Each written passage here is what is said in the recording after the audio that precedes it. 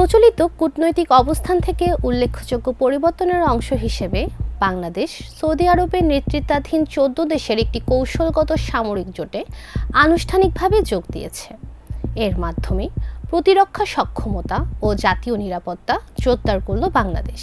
দীর্ঘদিন ধরে সবার সঙ্গে বন্ধুত্ব, কারো সঙ্গে বৈরিতা নয়, এই সাংবিধানিক নীতিতে পরিচালিত হয়ে আসা ঢাকা এখন গুরুত্বপূর্ণ অর্থনৈতিক স্বার্থ সুরক্ষায় একটি বাস্তববাদী বাংলাদেশ ফার্স্ট নীতির দিকে এগোচ্ছে। নিরাপত্তা বিশ্লেষকরা এই পদক্ষেপকে একটি গুরুত্বপূর্ণ অগ্রগতি হিসেবে দেখছেন। সৌদি প্রতিরক্ষা মন্ত্রণালয় বৃহস্পতিবার এই জোট গঠনের ঘোষণা দেয়।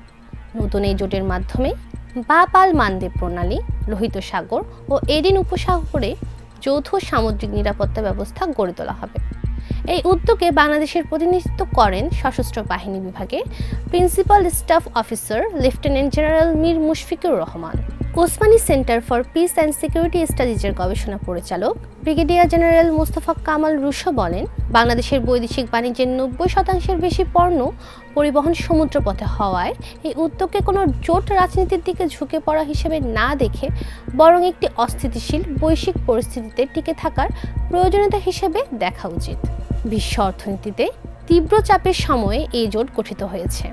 যুক্তরাষ্ট্র ও ইরানের চলমান সংঘাতের কারণে হরমুজ প্রণালী কার্যত বন্ধ হয়ে যাওয়ায় বৈশ্বিক তেল ও গ্যাস রপ্তানির প্রায় ২০% সরবরাহ ব্যাহত হয়েছে।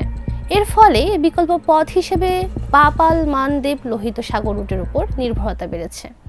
এতে ওই অঞ্চলটি উত্তেজনার কেন্দ্রবিন্দুতে পরিণত হয়েছে। এই উদ্যোগে অংশগ্রহণ বাংলাদেশের প্রচলিত পররাষ্ট্রনীতির পরিবর্তন নয়, বরং পরিবর্তিত সামুদ্রিক পরিবেশে জাতীয় স্বার্থ রক্ষার কৌশলগত বিকাশ। বাংলাদেশের জন্য বাব আল মানদেব প্রণালীর স্থিতিশীলতা গুরুত্বপূর্ণ। মাত্র ২৯ কিলোমিটার প্রশস্ত এই নৌপথ দিয়ে বিশ্বের ১০-১২% সামুদ্রিক বাণিজ্য পরিচালিত হয়।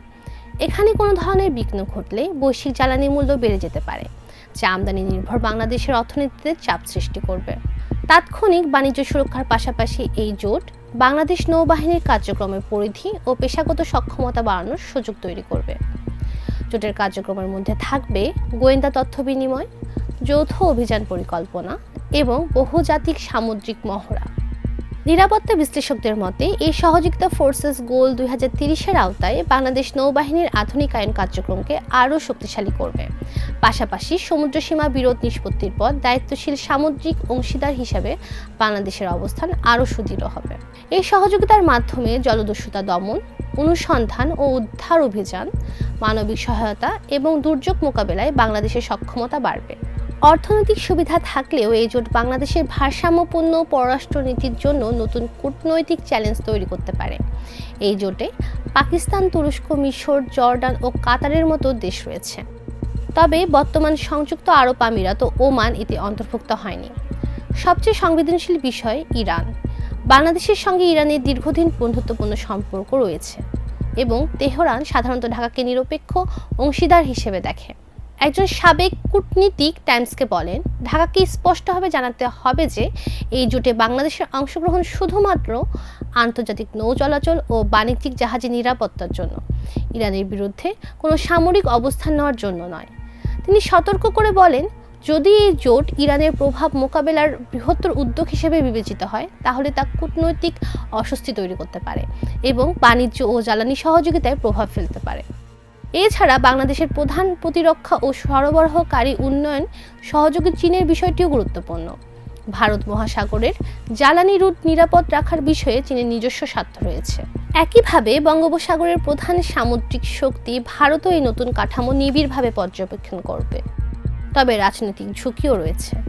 যদি এই জোট ইরান, ইয়েমেন বা ইসরায়েল সংশ্লিষ্ট বৃহত্তর মধ্যপ্রাচ্য সংঘাতে জড়িয়ে পড়ে, তাহলে নিরাপত্তা পরিস্থিতির অবনতি হতে পারে। এতে অবকাঠামো প্রকল্প, কর্মসংস্থান এবং রেমিটেন্স প্রবাহ ক্ষতিগ্রস্ত হওয়ারও আশঙ্কা রয়েছে। বিশেষজ্ঞরা বলছেন, নিরাপদ সমুদ্রপথ ও ভারত মহাসাগরে কৌশলগত গুরুত্ব বৃদ্ধির সুফল ধরে রাখতে হলে ঢাকাকে অবশ্যই তার কৌশলগত স্বাধীনতা বজায় রাখতে হবে। বাংলাদেশের জন্য এই উদ্যোগের সফলতা নির্ভর করবে জোটটি কতটা প্রতিরক্ষামূলক, অন্তর্ভুক্তিমূলক ও আন্তর্জাতিক নিয়মভিত্তিক থাকে তার উপর।